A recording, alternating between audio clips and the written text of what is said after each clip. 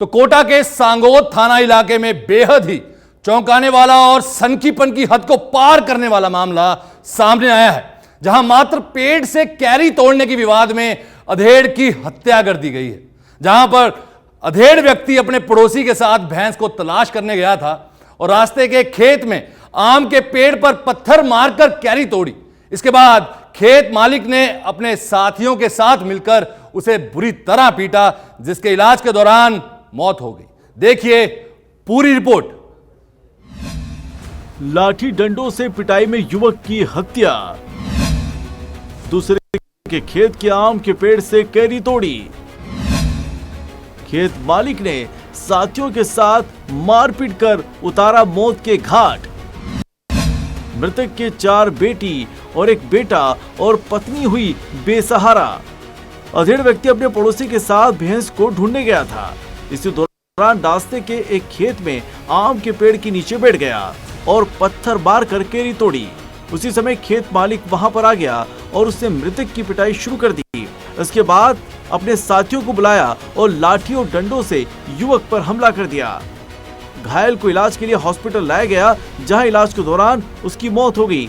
घटना रोलाना गांव और विनोद कला गांव के बीच की है। मृतक सूरज किरण विनोद कला का रहने वाला था और खेती का काम करता था। उसके 4 बेटी और 1 बेटा है। घटना की जानकारी पर पुलिस के अधिकारी मौके पर पहुंचे और आरोपियों की तलाश शुरू कर दी है। ढूंढने गए थे रोलाना की तरफ, रोलाना गांव है ना, उधर पैसे ढूंढने गए थे। कौन कौन थे? सूरज किरण था, महावीर अमला था, हमें था। वहाँ जाने के बाद हम रास्ते में रुक गए, प्यास लग रही थी, तो उसने कैरी वैरी तोड़ ली होगी। उस चक्कर में खेत वाला वो आया, आम वाला, मेरी कैरी तोड़ ली। भाई तोड़ ली तो पैसे ले ली तेरी कैरी का। ये समझू कि हम आ गए वहाँ से, तो राम प्रसाद जी के खेत के वहाँ पे आए। वहाँ आते वो पीछे से आए 8-9 जने, उन्होंने आते हमला कर दिया लाठियों से। कितनी मोटरसाइकिल थे? 2 मोटरसाइकिल तो उन्होंने उधर साइड में ये पेड़े वहाँ पे खड़ी कर दी थी।